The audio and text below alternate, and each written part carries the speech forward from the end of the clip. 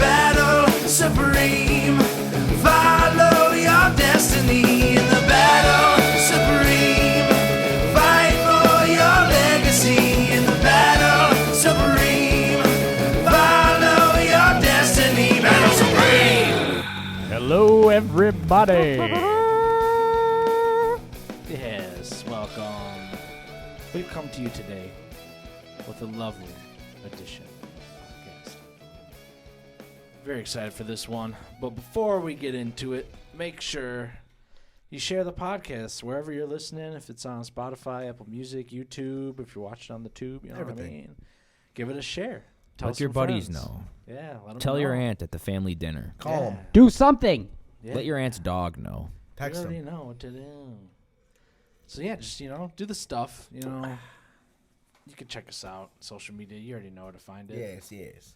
Unless you're brand new. Maybe you're brand new because Welcome. you saw the title of this episode and you're like, oh, that's an interesting debate. Then welcome.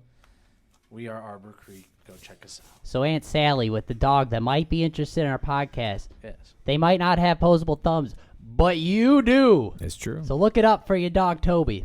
Check it all out. All right. Take us away. Take us. I will. On deck for the battle. Throwing it back 90s style, baby. Oh, yeah. Are you So, serious? yeah, get your 90s, get up, get your flannels, your baggy jeans, that ripped up shit or whatever it is all the cool kids were wearing back in the day. We are doing Nirvana versus Hit. Uh-oh. Soundgarden. Damn. Dude. It's going to be a cool battle. Yeah, this is a lit one. I'm excited. Two for this. drastically different bands. Like in a sense. Now, I was pondering on this before we did this episode. What is grunge? Like, seriously, what is it? I think that's just a time-stamped, word. You know what I mean? Well, yeah, because a lot of people I think credit. so. It's like the It's the 80s return. hair metal. It's like a time-stamped It's like the word, return you know of what I mean? weed to popular rock music. I like that. Yeah, it's like. I don't Before know. it was all blow and shit, like David just said. I mean, more popularly, like the two people that come to mind when you think of grunge music is definitely Nirvana and like Pearl Jam. You know, but everything else that kind of gets umbrellaed in there, like they all sound drastically different. But I think the point of it is it's like rock, like you were talking about the 80s hair metal. It was like rock with a new attitude. Yeah. Less about the look, more about Heavier. the music. Very gritty, Flannels. raw, guitar heavy. Just that 90s rock thing, you know what I mean? Yeah, I mean, I love that shit. No. I even hear, even songs we write, it has that 90s influence in there just because of how much we've listened to it. Even That's some whether flair. it's intentional or not. I mean, we were born in the 90s. Yeah. We're 90s kids. How you doing? So anyone who says, when were you born? I'm like, 96. Like, you're not a 90s kid. We are, though. Wait, technically, we Right. are I think 90s. 96 is right at the cutoff. Right before, it's like, you kind of remember. I'm not a 90s kid, is what You you're saying. fucking You're a 90s bastard. baby. January of 97, I'm no longer a You're 90s kid. You're a Oh, 90s sorry. baby. You're a baby. You're not a 90s kid. You're a Alright. 90s baby. Fair The first enough. year you remember is probably after Y2K, you know? I remember that New Year. I remember before that and the New Year because I remember the fucking glasses everybody had with the zeros. 2000s. I do remember that. I remember some stuff from the 90s, but obviously not much, just very little. I surprised myself how Memories. much I remember from that age. You know what I mean? Yeah. It's deeper back than you think. Yeah. Even remember some points from being like 4 or 5 more so than like other points in my life. Maybe it's just an impressionable age or something like that. Also, I had the benefit of like Larry's the oldest sibling, but I had older siblings, so it's like they were really 90s kids. You know Yeah. what I mean? So Yeah, like so you that grew up bled in it. Yeah. Yeah, facts. So Yeah. That's Cool. Me, you know? yeah, you're the real 90 kid. I'm definitely more of a 2000s kid, Yeah, we kind of are. you know. Anyway, up on deck, we're starting with the vocals. Kurt Cobain. All right, Kurt Cobain versus Chris Cornell. Oh, boy. Now, I think I know what it's gotta be if I'm reading the room right now. But both are talented lyricists, talented singers, and songwriters in their own right. I'm excited to hear Well, your guys' input. I think I'm gonna ask David to go first. All right. Well, I have a lot of respect for both these bands and both the singers. I think what's really cool about both these bands is the singers are both like the main songwriters of the band, which is a cool thing also. Kurt Cobain, I mean, he's like the voice of a generation. People say, and it's a really cool thing. Like Nirvana, they're like the poster child of the '90s rock movement. You know what I mean? Like they're that band everyone talks about, everybody thinks about. They blew it up. And, yeah, it's a great thing. Kurt is definitely just like a super unique voice and just had that raw, rock tone and was just tearing up his throat, not giving a hoot, Classic real rock singer, you know what I mean? Real rock hours over here. And but he also when he got soft, like it was just this beautiful, like you could hear like the emotion and pain in his voice when he was soft, and that's a beautiful thing. I think that's what a lot of people latch on to with a lot of singers, but definitely him, like people who really they like his loud stuff, but then you get the soft stuff it's really nice. Another thing that's really cool is like they had a lot of great vocal recordings of like harmonies and doubles on his voice, and it just always sounded good. I mean, some of their recordings sound better than others. Certain, Nevermind is a fantastic sounding album. Some of the other stuff is way more raw. Like even though Nevermind's pretty raw, Yeah. it's just like well done raw. But the other stuff is like not the same. So depends what you're talking about, but still. Definitely some good vocal work there. That being said, Chris Cornell, I think is just the more talented singer as far as, singing goes. He's one of my favorite singers of all time. Like Ever. Yeah, like ever. So he's obviously going to win for me. What I love about him is that he has another just super unique, distinct voice for rock music. And he's got the range, and his vocal melodies that he came up with are just so interesting to me. And he's got like his own style and own thing about it. And I think the coolest thing about his singing and the songwriting is that he found a way to be really weird and unique all the time, but it's very palatable still. And that's like super cool, where you can usually do one or the other really well. Like you can either be like really like different, or you could be like, oh yeah, of course people are, gonna like that. Like Nirvana has like, the Lithium chorus. It's just a bunch of yas, like Yeah. everyone's gonna sing that. It's like duh. But Chris is unique, but he made catchy stuff, and like he found a good mix. And when he really belts, like it's some of the most sick, powerful like belting in rock and roll to me. And I was actually talking to Frank about this yesterday. What's kind of crazy about him is that he kind of is like a 80s hair singer in disguise when you really listen, and especially if you listen to the first album. Like when he's belting, like he literally sounds like he could have been in like Van Halen or something when he belts. But then like everything else he does is like not the same style as them, you know what I mean? But like he had that kind of voice, but like he went in a different direction with it. Like he easily could have done that. I think so. But yeah. Yeah, that's about all I'm going to say for this round. Chris Cornell for me, baby. R.I.P. Sweet. R.I.P. to both. Rip. Yes, R.I.P. All right. Lair. Chris Cornell is a better singer. He's just a better singer. He sounds better. He is better. I mean, I feel like if you asked Kurt Cobain, he would agree with you. I don't think that Kurt Cobain was ever trying to be like that way of a person. At least that's like his persona. You know what I mean? So I love his vocals. I like the band. You know what I'm saying? But yeah, I mean, Chris Cornell is better, in my opinion, a better singer. I feel most people would agree. That's my pick. Alrighty. Good I like pick. that. Great pick.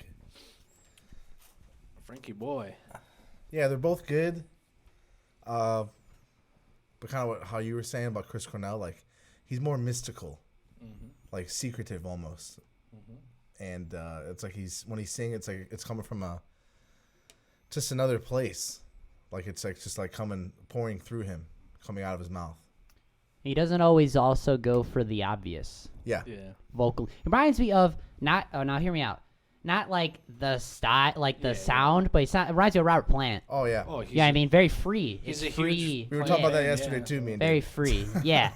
It's almost like Sabbathy, like, you know, Ozzy-ish, but with Robert Plant in there. It's like he doesn't go for like the obvious melodies, Yeah. and like, but it's also hard to write those type of melodies over like really riff-based guitar music. He's like doing his own. He's not like just singing with the band. Like he is the singer of the band. So like he's. It's another instrument. Exactly. That's his part. A lot of like soaring, like moments that Yeah. he's got. man. Birds flying. You can really see it. Yeah, man. Waves crashing on the rocks and shit. Yeah, I'd say objectively, all right, Chris Cornell takes the cake. Yeah, he's the better singer. Well- He's my pick. We all knew that kid, though, like in high school or middle school, who like was fucking obsessed with Nirvana, I dressed loved- like Kurt Cobain. I David loved- was kind of like that when I met him. I love Nirvana. I mean, I still do love Nirvana. So Yeah. it's just a different love as you get older. Like when you're young, it's like you know, appreciate if that I for what they was- were. You're not obsessed with Well, I mean, them I'm talking anymore. about just pure like singing. You know what I'm saying? But Yeah. Kurt Yeah. Cobain, you can't discredit him as a songwriter. Oh yeah. You know, but Also very I didn't- original, very unique. yeah. Yeah. So I think that's what my favorite part about the '90s in general is just the originality of Yeah. so much that was in that time period Super original. is awesome. Well, they're coming off of the thing where everything really started to sound alike. Yeah. All manufactured. Yeah, the 80s, like 80s were cool when it all started. Then it kind of just became like everybody doing the same thing, Yep. yeah. trying to be like the same thing, and it got like very, very like washed. I was like, do you really need that gated snare? Do you? Do you? Do you? Shit, there was even some Are you sure about that? gated snare on some of the grunge bands too. Yeah, they In still. the early stuff. Yeah, you hear that a lot on 10. Yeah, yeah. Very like reverb-soaked drums, not like room drums. You know what I mean? All right, we're getting nerdy. Moving on to the guitar. Next. Kurt Cobain. Yeah. Maybe we could sprinkle Pat in there if you want. Yeah, Doesn't you really might as count. He's not on the records. A tad, you know, he's floating around there. And then Kim Thale. and Chris Cornell. And Chris, yeah, and Chris Because, Cornell. because he actually recorded a lot of the guitar parts and wrote them, but Yeah, live he's just a front yeah, man, live, mostly. yeah, Yeah. mostly a front man. But you still gotta give him credit. 'cause Yeah. he played and wrote. So anyway, Sweet. Larry.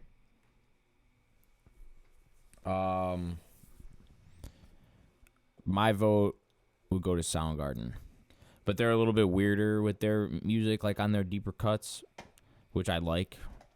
And Nirvana is just like so easily digestible, and it's so awesome. And it's one of those like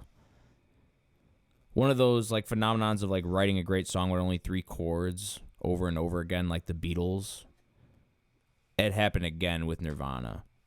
Like, Yeah, bro. it happened totally all over again with Nirvana in a different way, where it's like every single song is a digestible song, and any song of Nirvana's, at least on Nevermind, would be a hit of any other band from that era. But these are just cuts on their record. You know what I mean? Like the songwriting sculpture, totally there, and the guitar is the main driving sound in the band. I mean, it's a guitar band, so there's definitely credit there. But I like the guitars in Soundgarden more. Totally understandable. Guitar guy. Yeah. A little bit more, There's more there, like, Yeah. depending on how you look at it. yeah. Oh yeah. Nice. Frank. I'm going Soundgarden too. It just has, like, they have a lot of like Eastern elements in some of their songs. Like it reminds you a lot of Led Zeppelin. So that's why I'm picking it. Cuz of Zeppelin. You know, keeping it homegrown. David. so I'm definitely gonna bring it around town here. You know what I mean?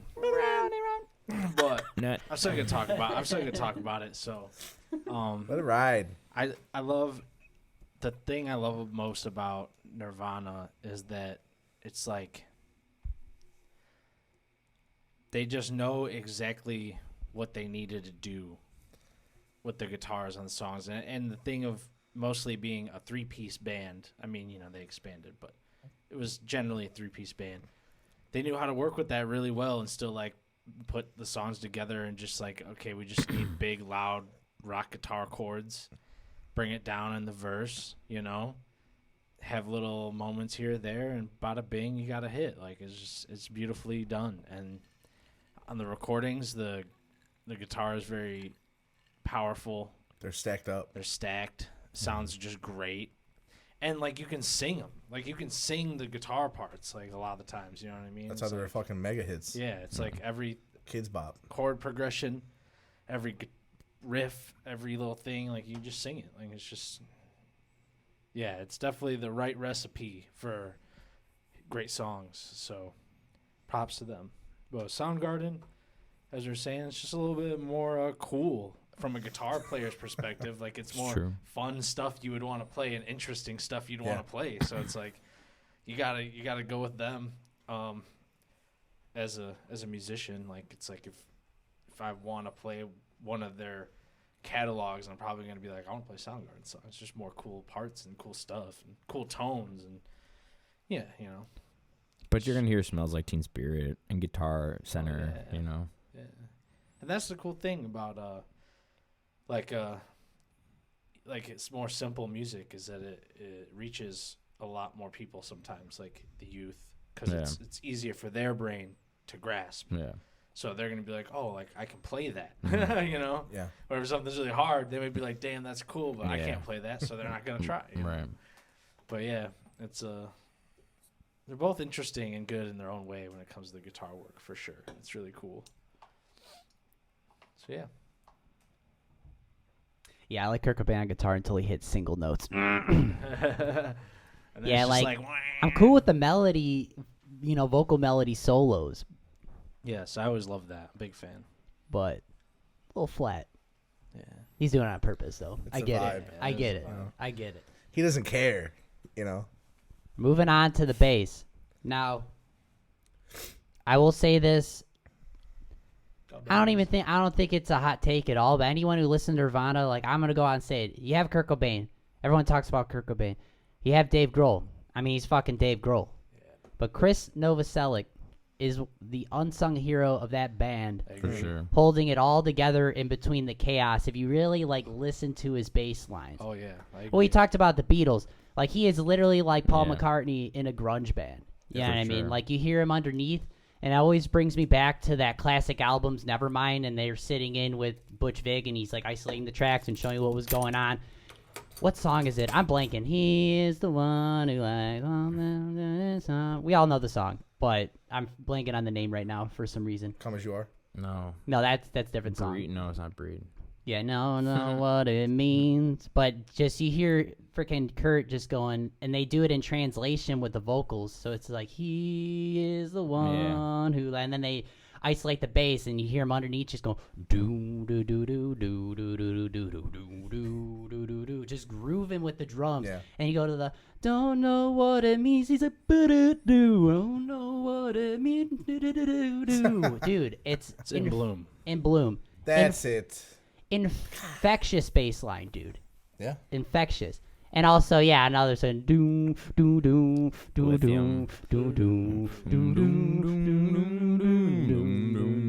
Yeah, dude. He's a beautiful bass player. I just wanted to mark on him for a little bit. It's totally a cool thing because it's Mark like, out. like what he is able to do is like fill out the songs.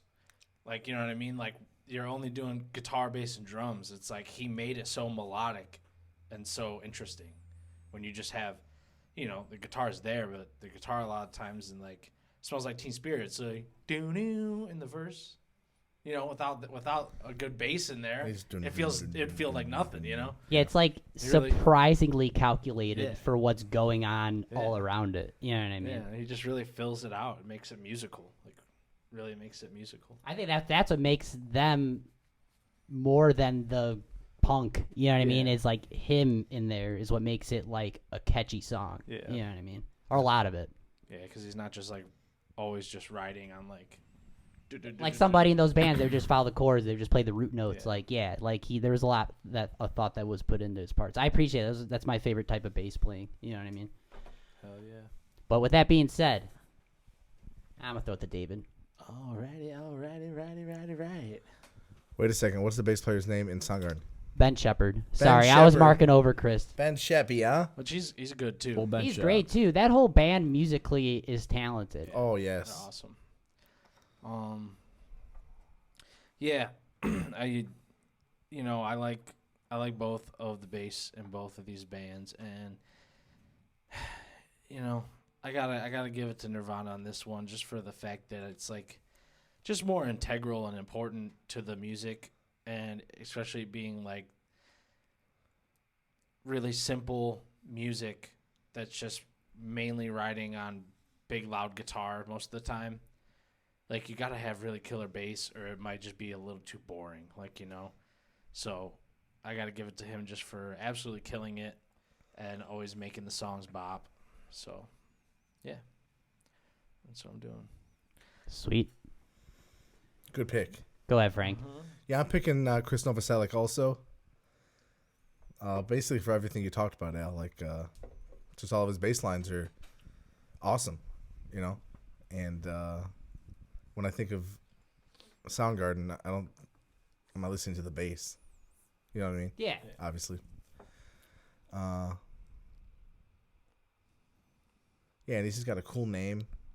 And he did the whole thing where the bass fucking fell on his face. Didn't they all change their name to be weird, or am I tweaking? Like Chris, I thought it was Chris, and he changed it to Christ. Maybe I thought you told me that a long time ago. Maybe that I might is be wrong. That might be a thing, but I don't know about all of them. But I think he might have done that. Christ? Yeah, I thought it was Chris of it, but he changed it to Christ. That might be. I might be I don't wrong. remember. Might be a lore tale. It might be, but it could be true. I could see it. But yeah, he was also just a funny dude. Dude, Yeah. he's hilarious. He's hilarious. And dude, you ever see like how low he held his bass? Yeah, Oh, yeah. dude. But he's so my tall, God, so dude, it's like yeah. really drastic. You Down see like that- his knees. Did, Like did you his see the long-ass arms. was it Halloween the Halloween show live at the Paramount, Yeah, and the he throws the Paramount. bass up in the air and it hits him on the head? Bro. No, that was at. Oh, was it a different one? Sorry, but that's I remember it. he got hit in the head though. That's when they played the MTV Music Awards, by his own bass, bro. and he threw it up at the end of the song, and he knocked himself out. It's ridiculous. Tall, gangly guy. He's funny, man. He's funny. All right, what do you think, Lair? Chris Novoselic. Oh yeah. I feel like just because I know his name and I didn't know Shepard's name, you know what I mean? It's one of those things. It's just one of those things because of the name of. It's just like the household. Like Chris names. Novoselic. Yeah. You know what I'm saying? You've known that. Yeah, I've known him. Like, I've known it for a long time. I don't really think about the bass in Soundgarden. Not to say it's not good, but it's way more of a staple and a must in Nirvana to me because of what everybody said. You know what I mean? Oh yeah. So yeah. Great, Chris. love it. Hard fought. It's beautiful. Now I will say, this might be the hardest round of the whole entire thing, in my opinion. We're going to the drums. You got Dave Grohl, formerly the drummer of Nirvana. Shocker. He's told it a billion times. You know what I mean? Beat the dead out of the horse at this Wait, I point. thought he was in the Foo Fighters. Dude. Oh, you're right. And then versus Matt Cameron, famously from Soundgarden, famously in Pearl Jam later on. He's been not later on. He's been there for fucking like 25 years at this Wasn't point. he the drummer for Mad Season 2? Yeah. Yeah. Yeah. Yeah. Yeah, so like he is like the go-to guy for people without drummers. He's a working drummer. He plays fired. in a bunch of bands. He's about to play with the Foo Fighters again. Yeah, I know. I was gonna get to that later. Sorry. No, you're good. It Oh, doesn't matter. no. But no, I was saying he's the guy though. Like, if there's anyone to save their '90s friend, it's fucking Matt Cameron. He's done it for everybody. Yep. You know what I mean? So, Well, he did come out and say that he wasn't. well, I don't know. Whatever. Then he did For it. the Foo Fighters thing? Yeah. Might have been a Oh, it rumor. was a rumor? Yeah. That's lame. He posted saying like that's not in the plans. It's a work, dude. That people were just rumoring it. But hey, you never know. Never know. Could happen. It'd be cool. But yeah, Matt Cameron is a drummer. He's a drummer's drummer. He can play anything. He's really versatile. You know what I mean? Then you got Dave Grohl. He plays every fucking skin like it's the last time he's ever gonna do it every single time. Still to this day, just fucking like a punk rock John Bonham, basically. True. So it's up to taste at this point. I'm gonna go with the Frank first. Boo. Yeah, so this might be a hot take, but Hot take. Dave Grohl's best drumming was for the Foo Fighters. You know, Not in Nirvana. not in Nirvana. It's really good, really simple. Like grooves hard, but Matt Cameron is just a better drummer in my opinion. More versatile. 100%. At least from when you listen to the records, you know, listening to Nirvana, listening to Soundgarden. Matt Cameron just plays some stuff where it's just like, what's he doing? You know, He's crazy. he plays some off time things where it's like the guitar is the same, but then he's changing his part and like flipping the beat. Like he'll like start on the and like I forget the name of the song I'm thinking of specifically, but he does some crazy things, and I don't know, he's just from that time he's just a better drummer in my opinion, you know? He plays, it's more versatile of playing. More off time stuff, weird time signatures. You know, stuff you wouldn't really normally hear from grunge music, in my opinion, you know, at least compared to all the other grunge bands. But kind of like the drummer from Alice in Chains. Yeah. Same vibe. I forget his name, but Yeah, those are the two outlier bands that they get put in there, and I don't think they're grunge bands. Yeah, you know what I mean. Soundgarden And Alice in Chains, yeah, they're not. I would agree. They're more I would they're agree. just metal like to me. Like not metal. I mean, but even Nirvana, I mean, if we're talking about like how grunge is just a label, then that's just what they were called. I don't think they were walking around calling themselves a grunge band. no, people put it You know? on them. You listen all to of them. stuff off of In Utero, it's like they're playing almost like 50s style rock and roll rhythms and stuff like that, but it's still just Nirvana, so they're, you know, Yeah, labels. I think you know? if anything, grunge was more the image of everybody because they all Yeah. did share a similar image. Well, like all those bands came out of Seattle. Yeah, and they were all like dirty looking dudes with like just wearing like oversized clothes. They and were ripped broke. Up shit. They were Yeah, broke you know as what shit. I'm saying? Like that, I feel like if anything, grunge isn't more of a sound label; it's a look. Yeah. Like these bands look grungy. Like, you know Yes. what I mean? They look Yes. like they're in the garage. Like that to me, that's what grunge really is. You is, say that, you know? but then what is post grunge? Some people make up that shit for music that came after. All this so shit's it's made kind up, of you know, I know if you think about it. it's a social construct. Like I think when you see I those- said, it's a time stamped. There's a time stamped Yeah. thing that's like grunge was a period of rock music, and it was more about like that movement and the image and like all the bands, they wore ripped up jeans and flannels and you know Long hair. yeah it's a bye bye to the tight leather pants. Bye-bye. No more makeup. No more makeup. No No more big hair and all more that shit. You know. So He is. yeah. So yeah, Matt Cameron's my pick. Who's your pick, Lair? I agree with what Frank said about Dave Grohl, and as far as I think he's a better drummer in the Foo Fighters, but I do have to pick him in Nirvana too because of Smells Like Teen Spirit. Wanted to be one of the first things I ever wanted to learn how to play on drums. I mean, he was the game changer in that band. Like Oh, yeah. he came in, they blew up. Well, you were know what talking I about mean? that, and you're talking about Chris Novoselic too. It's like there's more to them than just being straight grunge or punk or whatever. Like you said, Bonham influence, and like there's like a groove there. One of the best parts I love from Dave Grohl and just the rhythm section of the band in general is like kind of a weird part. Is at the end of All Apologies, like it's a long. It's down. They don't fade out. Like they just go like at that doon doon doon doon doon doon doon at the end for like a whole like easy 60 seconds straight. Like after they're just moving on that, like it just sounds so tight. Like every time it's on in the radio, I always wait to the ending of that song because it's like there's no changes and they just steady just ride on that. I loved it. I always loved the drums in that. It's like a random thing. I'd always caught my attention. But yeah, I mean, I gotta go with Dave Grohl. So Yeah, I mean, going along with that, like it's like a thing where he's talked about it. Like he was playing to serve Kurt Cobain, and then like when he was writing his own music, he was playing to himself, like what he thought, and then that affected every drummer coming after was playing to him. Yep. You know Yeah. what I mean? So Yeah. It's the one sound like idea, Yeah. you know. Yeah. sweet. What do you think, David? Oh, I definitely think it's like a tough one. So I do think that Matt Cameron is probably just like the overall better drummer and more versatile drummer. But like Dave Grohl in Nirvana, the thing that I love about it is like there's so much memorable things, like the literally like the intro to Smells Like Teen Spirit, or In Bloom In with Bloom. like it's just so memorable and like just like perfect for the song. Like he's just so many good parts that like you're gonna air drum it, you know, like it's really really good.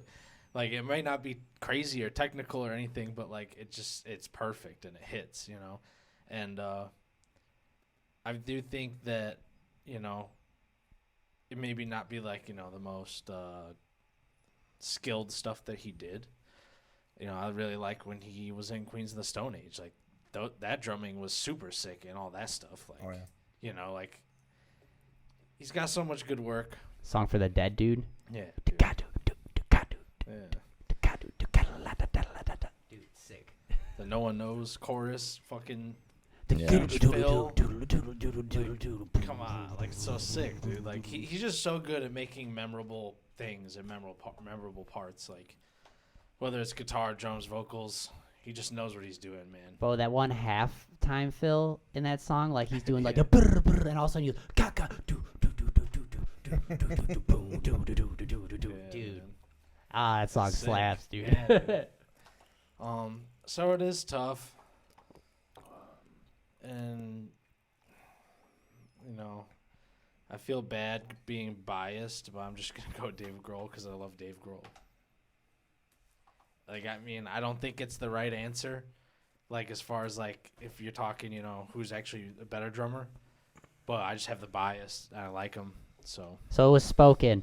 Matt Cameron is a drummer's drummer. Dave Grohl is everybody's drummer. yeah, there you go. Basically. That's the best way to put it. I mean, you know, I'm not a good drummer. I don't play the drums, but like listening to his drumming makes me want to play his parts. You know, like Yeah. so because it's simple enough that I could maybe do it.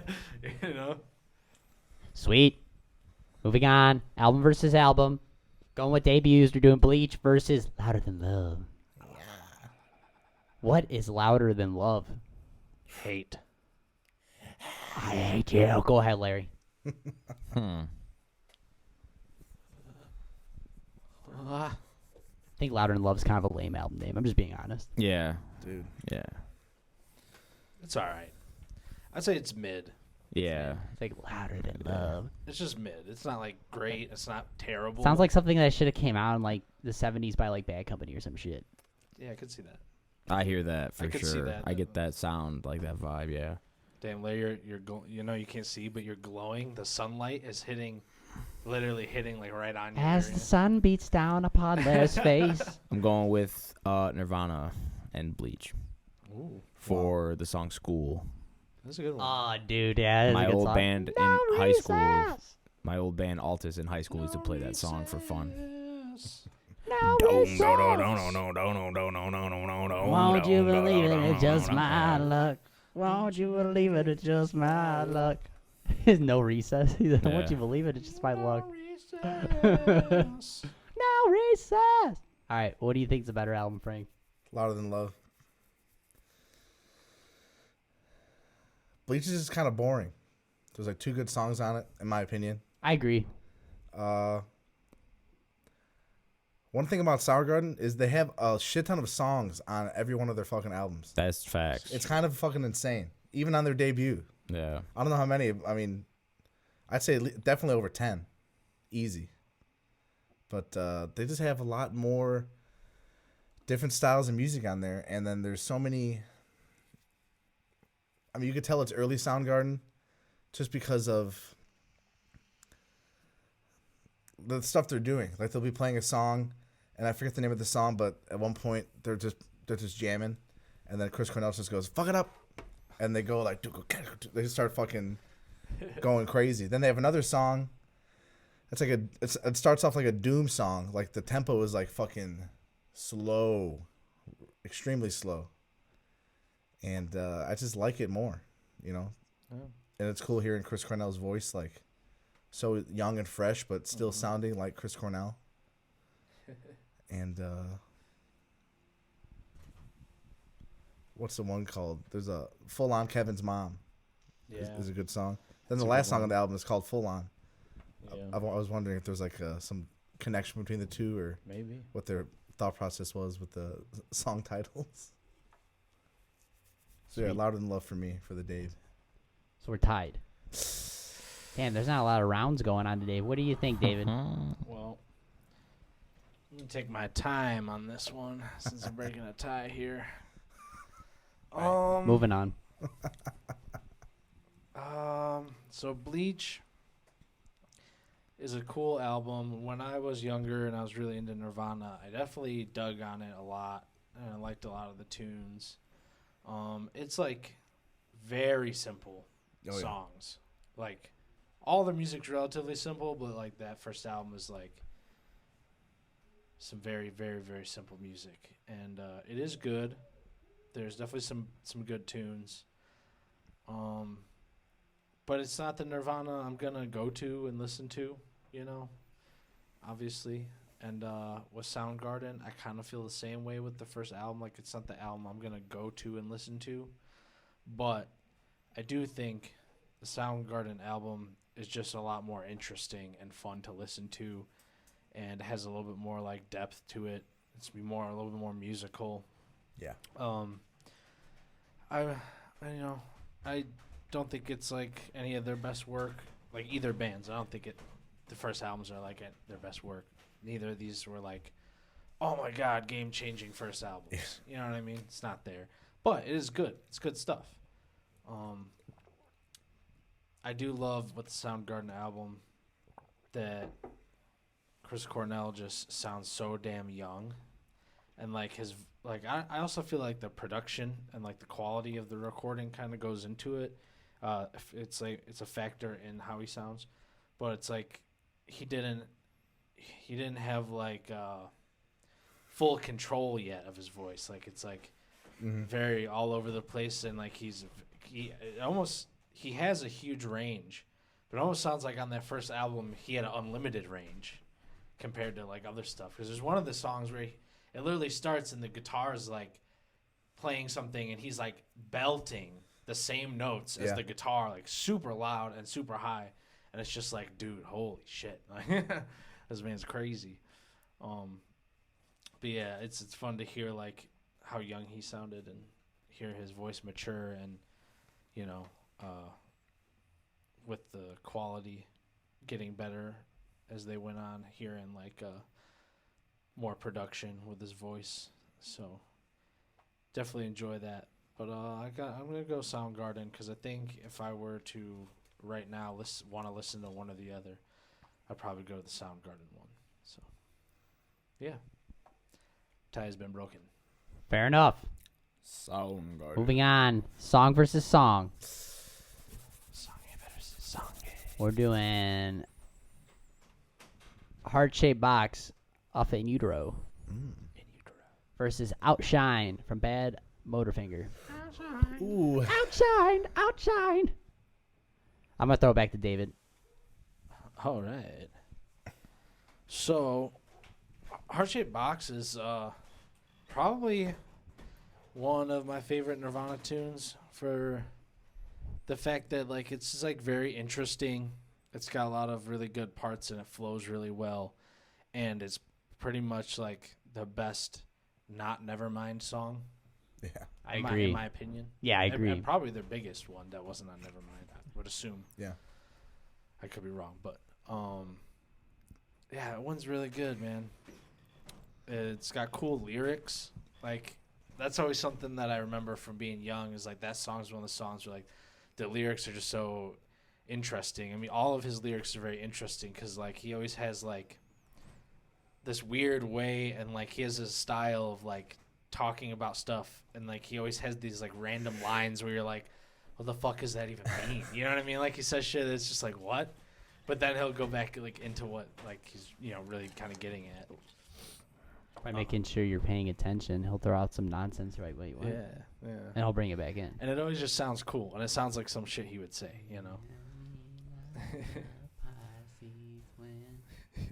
You turn back. I could eat your cancer, I can eat who says your I'm gonna eat your cancer cancer? when. He has his own thing, man. It's so good. Yeah, I do think the guitar is super wicked on that song.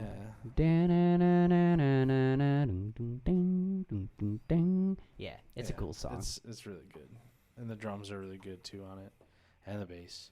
Yeah, the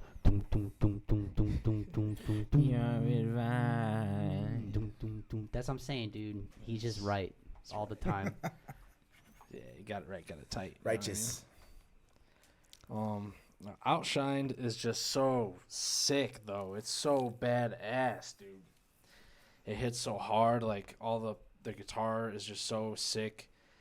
The vocals are so sick. Like, it's just such a badass rock tune. Like, it's just awesome. I love it.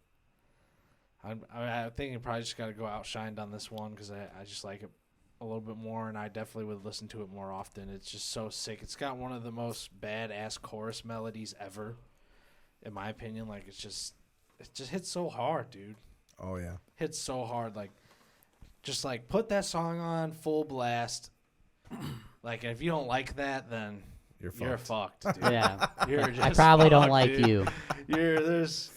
There's something wrong with you, man. If you don't dig that shit, it's so good. Like, it's just epic. Yeah, like I just imagine like crowd just fucking chanting that shit, Yeah. Like it just has that effect to it. And it's a cool song because it was like the first song he wrote about the dude that passed away, that they did the whole Mother Love Bone. Mother Love Bone. yeah, that the dude from that band that they did the whole super group because of. Temple of the Dog. Yeah, songs about that guy. So it's also cool. Oh yeah. Badass. He's got a line about Wisconsin. Yeah. Well, he's saying a bunch of different states. But Yeah. It's wild. Feeling California. Yeah. Feeling California. What's your favorite song, Blair? Out of the two, Yeah. Outshined. Outshined is one of my favorite songs from Soundgarden. I mean, it's like the song that got me into Soundgarden was like that and Spoon Man. Obviously Black Hole Sun you always knew, but like if it wasn't for Spoon Man and Outshined, I wouldn't have gone any further into wanting to listen to Soundgarden.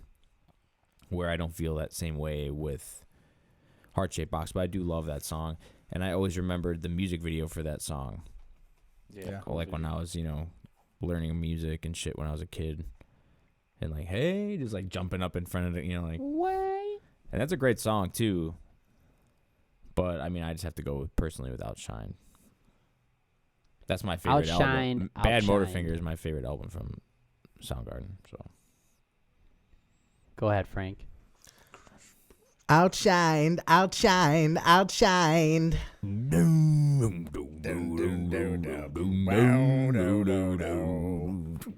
Damn. Yeah.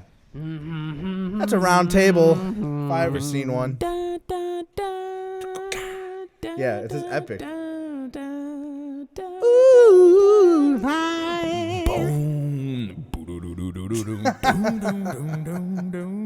So good.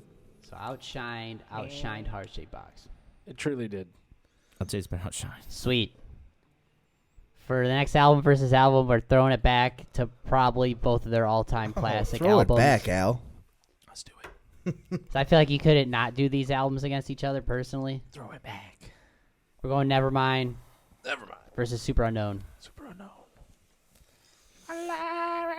Frank. I'm going to go back to what I said about Soundgarden having a lot of songs on their albums. There's a lot of songs on this album.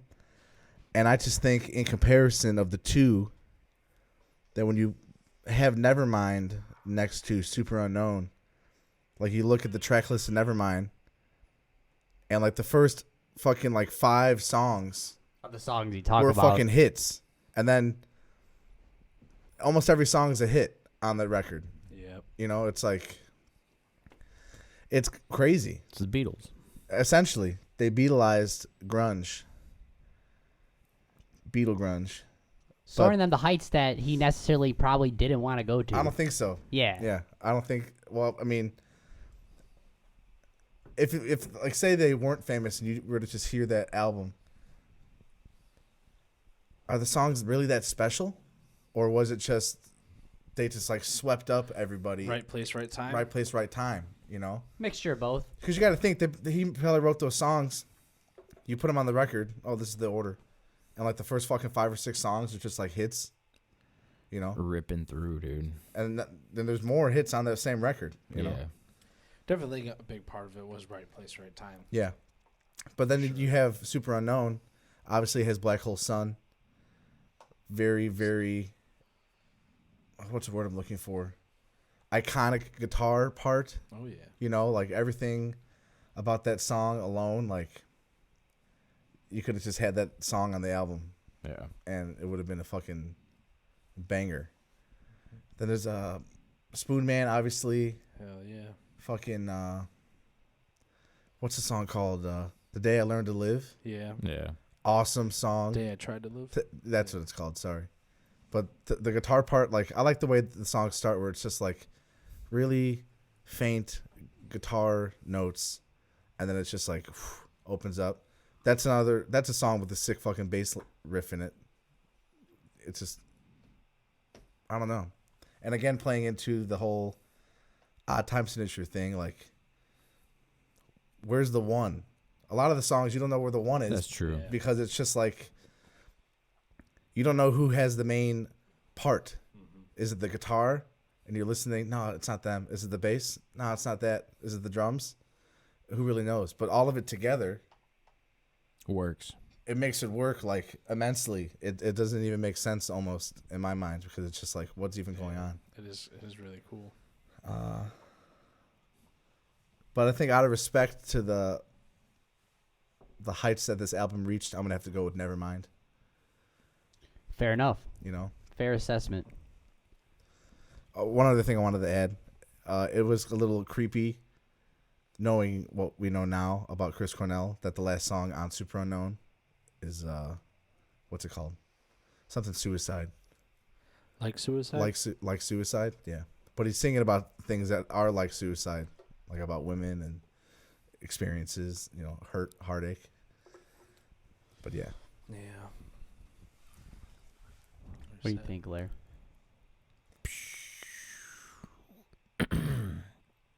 I'm gonna go with Nirvana and Nevermind. Never mind. Nevermind. Nevermind. I'm just kidding. We're gonna go with Soundgarden. I'm kidding. Okay. Nevermind. I like how Nevermind, the way the words are because it says Nirvana, Yeah. real strong, and then Nevermind it's like wavy all Yeah. over the place. Fucking naked lad underwater with a $1 bill. We'll talk about him later. Screw That it. bastard. Yeah, fuck that guy. All right, David. All right. So here's the thing. I love Super Unknown. It's definitely my favorite Soundgarden album. Like Fell on Black Days, the song Super Unknown, My Wave, Black Hole Sun, Spoon Man, Day I Try to Live. Like I absolutely love it. But yeah, I can't give it to him just because Nevermind is just such an iconic album. It has so many big songs, and it's really just one of those magical things. Like they just hit it the right time and the right place and had the right fucking look and songs. Like it's just you can't beat it. You know, it's just too perfect. Like. And it's undeniable. Like when I was young, like Nirvana was the band that got my attention and the band that I listened to the most. And I was like, wow, like, dang, this is so crazy. And like, you know, finding like out like, oh, this guy's dead, like, and he killed himself, and you're just like, God, what? And like in the prime of their success, you know, like it's just crazy. Yeah. It was a wild time. And one of my favorite things about the album is that it just sounds so good, dude. Like from a recording aspect, every time I listen to it, I'm just like, blown away at how good it sounds. Like, Sound City, dude. it's so crisp, magical. Like, everything is that so documentary. it's so crisp, dude. Like you put it on, like guitars are just big and beautiful, and like there's so much color to everything, and like the drums, like they're so perfect. Where like the fills just like they're brought up beautifully, and like it sits where it needs to sit, and the bass sounds so good. Like it's just a beautiful sounding record. It really is. And then I feel like none of their other albums live up to how good that one sounds No. at all. You know what I mean? Like, Almost sounds like Incesticide like was like, I don't want to do that again. well, I'm not sure, but I don't even know if that one was recorded after that or not, or if it was recorded before and then they put it Just out. came out. But there was a situation where they were so big they didn't have time to make an album, so they're like, well, we have this. Yeah. I'm not sure. I don't remember, but it might have been something like that. For some reason, my mind's telling me that, but I could be wrong. Because I think In Utero is technically like the follow-up album, Yeah. but I'd have to look into it. I don't remember. I probably should have done that before. I fucked up. But I didn't think about it till now. But yeah, dude, Nevermind is it's just classic, dude. It'll be remembered forever. Like it's a timeless piece of music that's always going to be talked about in culture, you know? Art. Yeah. So it's going to last the test of time. Like it's just something like you're always going to hear something from that, In the end of time. you know? Going to hear it forever. It was an artist who led the way. Yeah. All right. It's really magical. In- Absolute magic. Influence on us. Oh, baby. I'm going to throw it to David. All right, I'll just kick it off. So, I mean, I gotta go Soundgarden because I just really love Chris Cornell as a singer, and like I wish that I could be like more like him, and like I think as I'm getting older, I'm trying to incorporate more from different styles and different people. But yeah, I think like he just inspires me as a whole, and then their music in general is just I think more in our vein, Yeah. like stuff we would play. Like there's songs where I'm like that sounds like something Larry would play, you know? Yeah. Like I could see that being like a riff you would make or like you know, stuff like that. I would say maybe musical aspect they're more of an influence cuz like we don't really go for anything in the Nirvana wheelhouse of like just like super simple songs, you know. But I would say they were a big influence on me starting out and getting into music, you know. So I got to give them credit for that. But as a band, I would say we lean into the Soundgarden realm a little bit more, just because we're more about more interesting music, you know. We like I think we Having have fun the with same it. influences, that too. you know. That Yeah. comes into play. And then obviously Soundgarden Yes. therefore in turn becomes an influence to us because they had the same influences that we had. Indeed. So yeah, Indubitably. Indubitably. going with the God and the Sound. All right. Influence on music, Frank, go. Wait, on us? Yeah, I know. Sorry. Sorry. I might have said music on accident. No problem. I would also agree with David that I think that we are more influenced by Soundgarden, even if we aren't technically influenced by them exactly, just because it's just more of our thing, you know. We don't really write riffs that are just, you know, repeating riffs. You know, there's like we have little intricate Little things, you ditties. know. David will be playing a riff and then you'll be playing something on top of it, you know. Yes. So yeah, I'll just keep it short. I think that's it. Indeed. Wait, Lair? I apologize for the brief absence. I had to take care of some personal business, but all is well. Oh, do your thing, big boy. Bigger influence on us. Soundgarden. Soundgarden has 2 guitar players. Yes. Boom, that's it. That's it. Yeah, Soundgarden has 2 guitar players. There's more of a root in that sound that I feel like we have and acquire over Nirvana. Yeah. Yeah, I agree. David said it, I don't know, I think it was around our way to the studio the other week. He was like, like we always listen to Soundgarden, but he's like, we sound more like them than we think we sound like them. Yeah. Yeah. You know what I mean? I've been realizing that as I've been getting even more into them and just in general Chris Cornell? Yeah. I'm throwing back to Larry. Influence on music as a whole. Nirvana. Yeah, this one, it's kind of easy, but it's not. It just Yeah. depends how you look at it. I would say Nirvana. Yeah. So we just want to go around the table real quick? It's up to you. I would agree that it is also Nirvana. It's You know, Nirvana, dude. Just as a whole. Walk down to middle school today. Nirvana You'll see a shirts. Nirvana shirt. Yep. 100%. You saw them when I was in middle school. You saw them when you were in middle school. You'll see it 20 years from now. And you'll see it when, it's like the Beatles, man. I keep bringing the Beatles up. Oh, man. It's like Better watch your tongue, it's boy. the Beatles. You'll still see Beatles shirts. You'll still see Nirvana shirts. I did kind of have that somehow it thought worked. yesterday. Like, Yeah. that Nirvana's like, well, we've talked about before how, like, the 90s is, like, the resurgence of, like, the rock music from the late 60s. Yeah. And if you were to look at the bands, like, Soundgarden would be, like, a Zeppelin or a Sabbath, and then Nirvana would be, like, a Yeah. Beatles-style band where they're pioneer. focused on pioneer. their songwriting. Simple drums, simple bass parts, simple guitar parts, but good songs.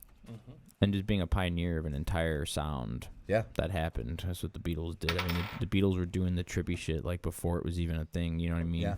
Where it's like when you heard, when did Nevermind come out? 90, 91, 91, I believe. 91. 91. So it's like you're hearing these riffs, and it's like, holy shit, Then you have Soundgarden, you have Pearl Jam. I mean, it all happened at the same time. They're all from the same town, but I mean, that shit is just awesome.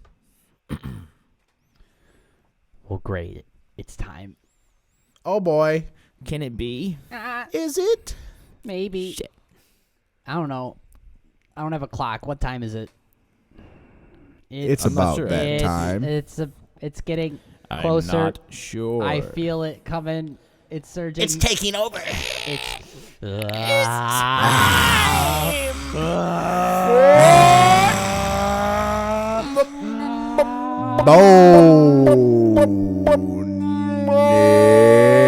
Bonus Super Saiyan bonus. round.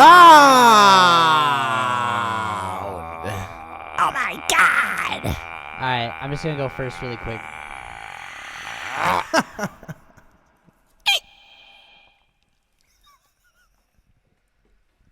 Oh, feels good. All right, so I'm gonna give Nirvana 5 points. For, some of the points are gonna go to Nevermind just because of like watching the classic albums and seeing how it's picked apart and just how I'm not gonna talk about Nevermind without talking about Butch Vig because he's the guy. Like I think like him paired with them was the perfect combination. Yeah. And like you said, nothing ever came after that was as good as them working with Butch Vig. Yeah. He challenged them to make the songs better. He was pushing. He introduced Dave Grohl to a fucking metronome. Like, he didn't use it before. He had to humble him and be like, look, man, we're trying to make some real songs here. We need you to be tight, Tight. And the layering on all the guitars, like 5 guitar tracks on each left and right ears, making it thick as it can be. Yep. What's the song? One baby to another. Drain You? Yeah, Drain You. Completely drain. I love the part when it's like you, and it's all just like the stuff. But they're playing with like rubber duckies and like all this shit. It's like all in the background. He like took it off and was showing what they added to it. It's super cool. Yeah. That like Mist Machine. Down. Yeah, the production on the album is just badass. I'm not gonna not talk about Butch Vig. I'm not gonna not talk about Sound City. You have the Sound City documentary. Yeah. Dave Grohl bought the board. He has it at Studio 606. The Neve. He owns that Neve board. And the last thing I'll talk about Nirvana. I'm gonna throw it back to the back and forth. The documentary for the Foo Fighters, throwing it back. They recorded Wasting Light with Butch Vig in Dave Grohl's garage. They brought in Chris Novoselic to play bass on I Should Have Known. One of my favorite songs on the album. It's just a deep, emotional song that no one talks about because it's not meant to be a single or that song. But if you listen to the album, dude, so good. It's song like still I hear it and it makes me feel a certain way because it's a good song. And yeah, it's about Kurt or maybe allegedly, I don't know. But it's just a really good song with all the the string parts and him coming right at the end. No, I cannot do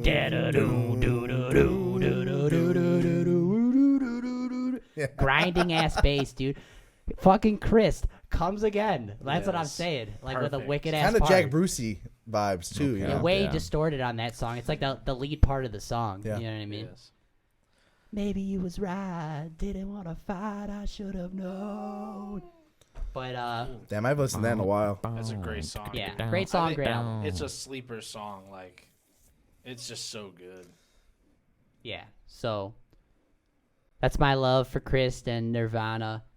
On the Soundgarden, I'm gonna give them 3 points. I'm gonna give them one for just Chris Cornell being the singer that he is and the legacy he has left behind. Left us way too early, sadly. But Audio Slave, gotta throw some love to Audio Slave. I'm sure we'll have a super group episode one of these days, and we're gonna have to have Audio Slave in there. Oh yeah. Overall, just the whole musicality of the band, just the riffs and the crazy time signatures, but all working it together and making good classic tunes. And I'm gonna throw it.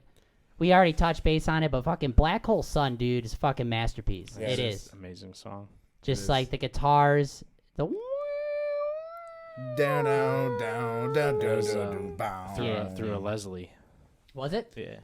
That's what I'm saying, dude. Just like in my. Yeah. And it's a perfect song. If there ever is a perfect song, that's one of them for sure. That song always made me think of Kashmir. Yeah, I can see that. It's in, dude, like, I that- could totally see that. It's that just weird weird. space. Yeah, it's like what kind of song is this? That weird. What kind of The song music is this? video is cool too for Black Hole Sun. Very 90s. Yeah, With all like the the big sky. smiles and the fake, like how fake. Yeah, And in there, I'll toss it in for Matt Cameron just because I always just liked him as a drummer.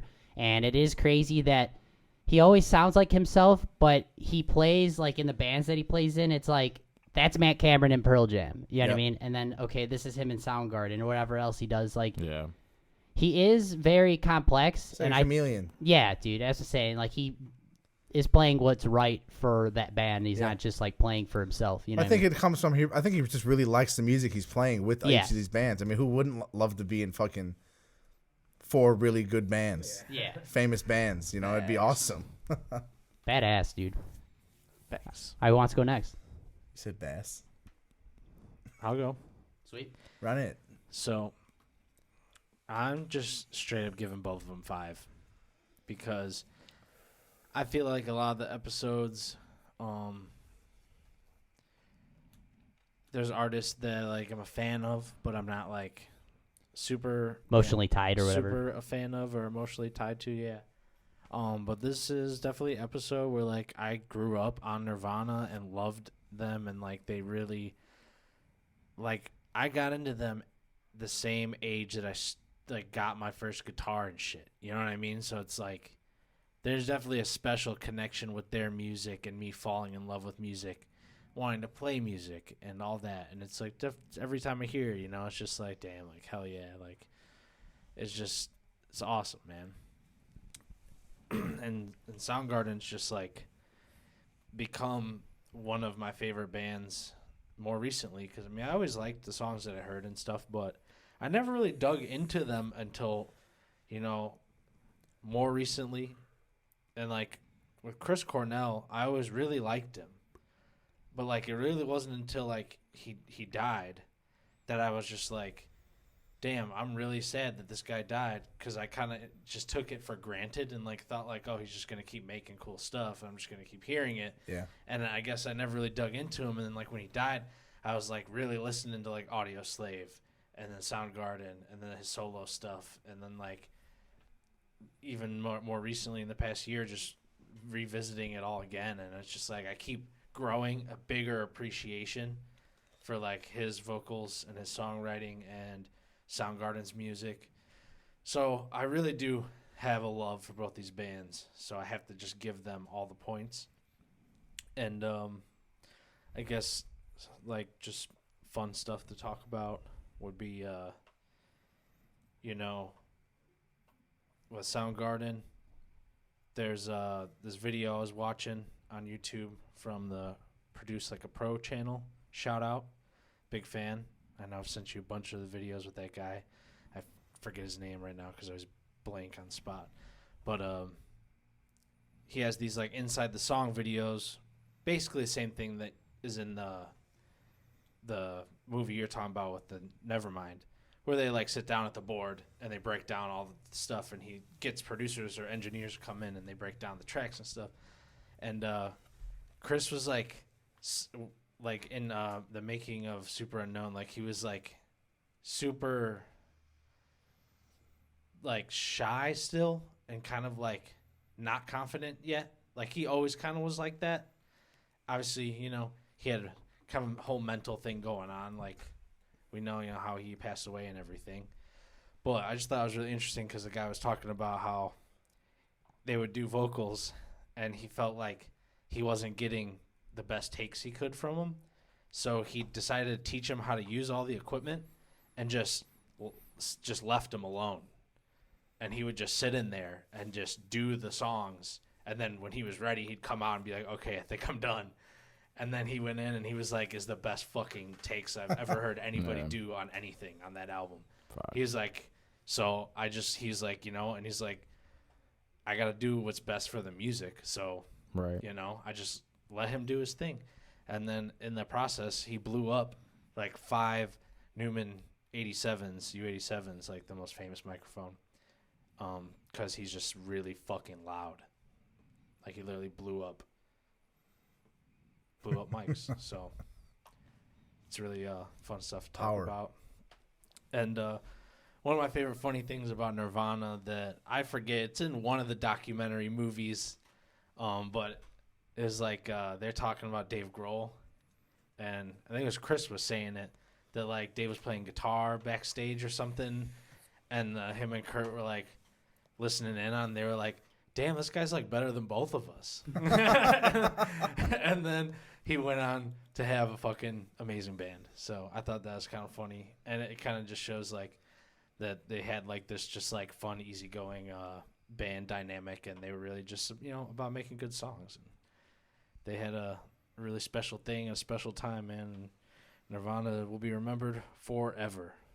I don't think it'll ever fade away. I think it'll be something that every generation will learn about in some capacity. So yeah, that's all I'm gonna do. Love it. Wrapping it Wants to up. go next? I'll go. I'm gonna give them 3 points each. Just a few things. I'll start with Nirvana. For Breed. Good song. I've always loved that song. Love the drum part in it. Just like the riff and the bass line. I mean, we've been talking about it the whole podcast, but like they just have awesome parts. And you could just very groovy, For Kurt Cobain, just I was gonna say something. The fact that they were the first band to do the Unplugged for MTV, and that, I mean, they were blowing up. They did the Unplugged, which you would never hear them do stuff like that. You know what I'm saying? Like acoustic bass, the lightning rod drumsticks, like real soft and and their cover of "The Man That Sold the World." Dude, That's a good so one. good. It sounds Fire. it's one of those songs that when it's covered, it sounds like they are the original artist who made Yeah. it. And even David Bowie, when he was still alive, he had said about that song, about Nirvana covering that song, it sounds like Kurt Cobain wrote that song. Yeah. Just because the way he sings it Very, Yeah. almost gives it more emphasis Yeah. on the It's lyrics. very authentic. Very sounding, authentic. Yeah, And I love when they go into the part at the end where it's David Bowie just singing, but it's him again doing like the vocal lines but on the guitar. But when he starts it off, he's totally flat, hits the wrong note, yeah. and then just right it back up into it, and you're like, nothing ever happened. But I do love that performance. I love that song that they do. That's it for them. And then for Soundgarden, just the fact that they can have all these songs that are in weird time signatures that still flow, and you can still nod your head to it, yeah. and it just amazes me. It's something I love in music. I just love when music does that, because it's such a weird thing. Like not many art forms where you can play or you can do something so weird, and sometimes not everybody gets it. But in music, you could be doing something that a regular person will never understand, but it doesn't even matter, And I like that a lot. So I feel like I had one more, but Think about it, man. Think about it. Oh, it's just Chris Cornell's part in Temple of the Dog. Oh, dude, yeah. Yeah, I really didn't talk about them. It's so good. You know, it's just amazing. That whole project is just such. Just a cool one thing. one album. I don't even think there's like 5 or 6 songs. It's basically like a little EP, but yeah. I don't mind. And the comparison in the 2 vocals, having Eddie Vedder being like the low grumbly, Yeah. but he can still get up there too. But it's just the yin and the yang of like the 90s vocalists all in one band. It's kind of fucking sick. That's awesome. So yeah, Fucking Clash of the Titans. that's it for me. Go ahead, Larry. I'll give 3 points to Nirvana because of them just being a name I always knew. My uncle, who got me onto a lot of music as a kid, mainly like 70s rock, had a Nirvana CD, which was like different. It sounded different. It was totally, like he had the big CD book, so I would always go through his shit. You know what I'm saying? Like ZZ Top, 70s stuff, Sabbath, all that.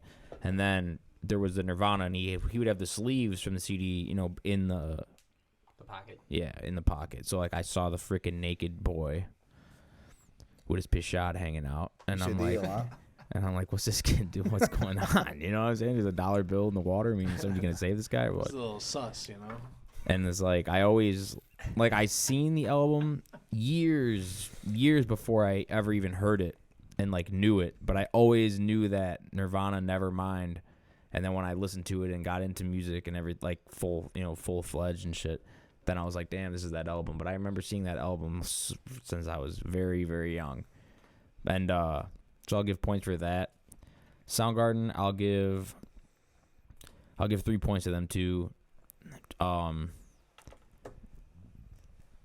Because of how much to me they remind me of Led Zeppelin, and I know that's been brought up a couple times in the podcast already, but like they're one of those bands that have that like emulate a type of sound and like convey a type of like emotion and sound that's just like Zeppelin's the only really thing I could think of that would bridge that type of sound that Soundgarden has with anyone would be Led Zeppelin in certain cases, and it's kind of an inexplainable thing. You just have to be in the know to know. You gotta know. I like that. But it's there, and some of you may know, some of you may not, and those are my points. If you don't know, now you know. I like it. Yeah, man. No. 2 sick bands, dude. There they are. Definitely ill. I always think about, what do you think would have happened if Kurt never died, Do you think they would have, like, just kept going on? Do you think they would have, like, broke up at some point? Like, I feel like they seem like a band that was bound to break up, I could be wrong. I just don't think Kurt wanted to do it anymore. Yeah, that's the thing. Is I feel and instead of just breaking up, he just kind of felt like he couldn't. This is my take on the situation. Yeah. He just felt like he was letting people down. Yeah. Because he didn't ever want to be that famous, and then he was, and then he was important to other people, but he himself wasn't important to himself. Yeah. So it just fucked his. He felt almost like responsible for now, like having content for everyone that loved him. Yeah. Yeah. I get that. It's sad, Probably felt like he didn't have a real way out. No. Like he couldn't just go back. There's always a conspiracy that he was murdered. Okay. Courtney Love, dude. The polls are in. The polls are in, ladies and I feel gentlemen. like if that was a real thing, we would have figured it out. Yeah, I don't think think that it actually happened. You know what I mean? People would I say could be that, wrong. Yeah. So you guys want to know one? No. Yeah, I do want to know. Oh, you know what? I'm gonna tell you. Okay. Never mind. It's a tie. Never.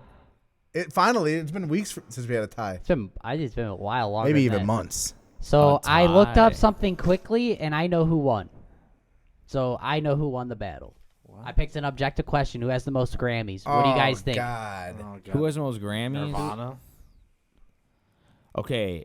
Probably Nirvana. I'm going with Soundgarden. What about like Chris Cornell? Does he have a Grammy? Maybe We're talking about bands. We're not Okay. talking about God guys. damn it, Larry. Okay. Stick to the plan. Soundgarden. Yeah, I'm going Soundgarden. Soundgarden won. Soundgarden Yeah. was around a lot longer. They Yeah, have 2. Nirvana exactly. has 1 of 7 nominations. That's fair. And Wow. Soundgarden had 8 nominations. I don't have the specifics. I looked it up really quick. I didn't think we'd have a tie. Black Hole but- Sun had to get a Grammy, right? Probably. But Soundgarden won. They have 2 Grammys. God bless. Perhaps Soundgarden. Nirvana may have more if they lasted longer. We don't know. Sweeping But them out. I think that What was a the score? well-deserved tie, though. Yeah. What was the It's a score? tough one. 23-23. My bonus, Michael Jordan, my baby. extra 2 on Nirvana is what tied it. They would have won. Soundgarden would have won by 2. Wow. Well, folks. You never know what happens in the bonus round, you know? Well, that was fun. We had a tie. A tie, ladies and gentlemen. Think about that. Well, folks, it's been Battle Supreme. Yes. Like, subscribe, leave a rating, review, share the podcast, share the video cast, whatever you got to do. Have Show a your aunt at the wonderful family week. Dinner. We'll see you guys soon. Bye-bye. Be well. Au revoir.